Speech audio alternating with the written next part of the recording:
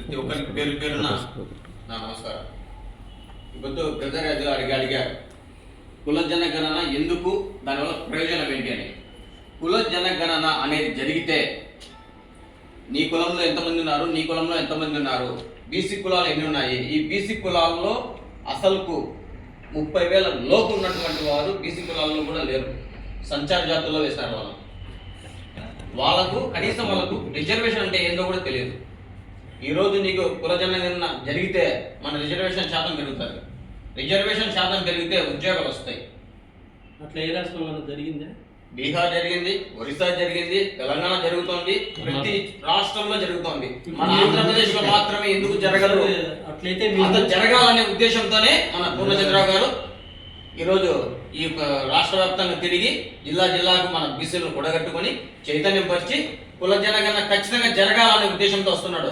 ఇంకొకటి కూడా ఈడబ్ల్యూఎస్ అని మొదలు పెట్టారు. వాళ్ళకు పర్సెంటేజ్ తెలియదు, 5% బిలో ఉన్నారు, అంటే 5% తక్కువే ఉన్నారు. ఈ 5% అగ్ర కులాలు ఉంటే వాళ్ళకు 10% రిజర్వేషన్, అంటే ఒక్కొక్కరికి ఎన్ని ఉద్యోగాలు వస్తాయి చూడండి.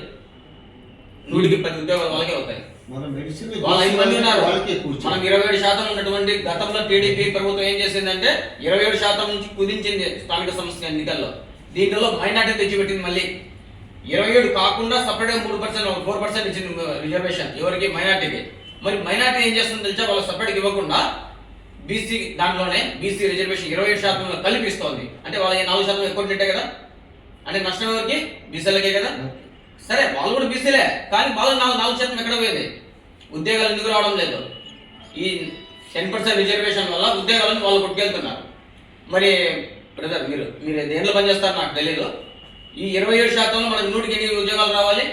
18 దాదాపు రావాలి ఉద్యోగాలు. 18లో ఎన్ని ఇస్తున్నారు? ఇవ్వట్లేదు. 2 కూడా ఇస్తున్నారు.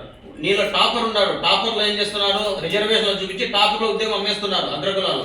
ఈ రోజు ఉద్యోగాలు బీసీలో ఎంతమంది ఉద్యోగాలు ఉన్నారు? ఒక డిపార్ట్మెంట్ వేసుకోండి, ఒక ఎంఆర్ఓ ఆఫీస్ కానీ, ఒక కలెక్టర్ ఆఫీస్ కానీ, ఇంకోటి కానీ ఏదైనా వేసుకోండి, పోలీస్ శాఖలో ఎంతమంది ఉద్యోగాలు వస్తున్నాయి? ఎంతమంది బీసీలు ఉన్నారు?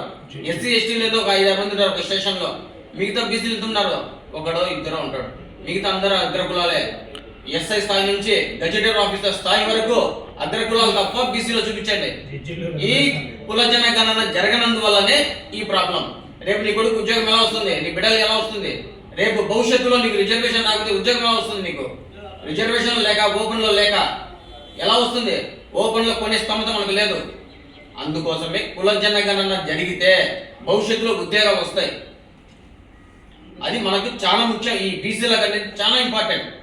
ఈ ఈడబ్ల్యూఎస్ మాత్రం ఖచ్చితంగా నిలబెట్టాలా. దీంతో పాటు దాన్ని కూడా మనం బయటకు తీసుకొచ్చి ఈడబ్ల్యూఎస్ నిలబెట్టండి. ఫస్ట్ వాళ్ళ కమిషన్ వేయండి, వాళ్ళు ఎంత ఉన్నారో వాళ్ళ జనాభా తేల్చిన తర్వాతనే వాళ్ళకు కావాలంటే ఇవ్వండి.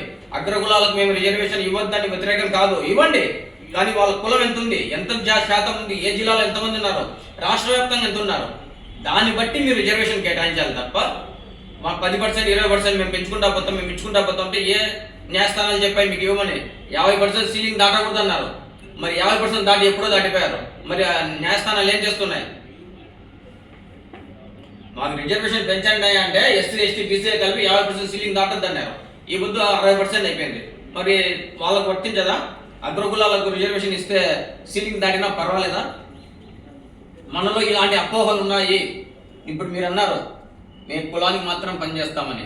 ఒక్కరు ఏం సాధించలేరు బ్రదర్. 139 కులాలు కలిస్తేనే బీసీ కులాలు అంటారు, కానీ నీ ఒక్కదాని బీసీ కులాలు చిన్న ఎగ్జాంపుల్ అంతే, తప్పులు పట్టడం లేదు నేను. అందరూ కలిస్తేనే బీసీ సంఘం. బీసీల అందరం ఒక్కసారి ఏకతాటిపైకి వచ్చి రోడ్డు మీదకి వస్తే ఏ పనైనా జరిగిపోతుంది. ఒక్కరికి కొద్దిగా పలకడాడు. అందరం కలిసిపోయినా మన కలెక్టర్ ఆఫీస్ కాడికి, అప్పుడు కలెక్టర్ బయటకు వస్తాడు. ఒకరు మన వచ్చే బయట ఉన్న అంటాడు. కాబట్టి బీసీ అందరూ బీసీ కులాలు మన కోసం కాదు, మన బిడ్డల భవిష్యత్తు కోసం, రేపటి తరాల కోసం 75 సంవత్సరాలుగా ఓపిక పట్టినాం. 75 సంవత్సరాలుగా ఒక రిజర్వేషన్ సంపాదించుకోలేకపోతున్నాం. 2-3 నెలల్లో వాళ్ళు 10% రిజర్వేషన్ సాధించారు. వాళ్ళకు ఉన్నదేంటి, మనకి లేదండి బుర్రే, వేరే ఏం లేదు.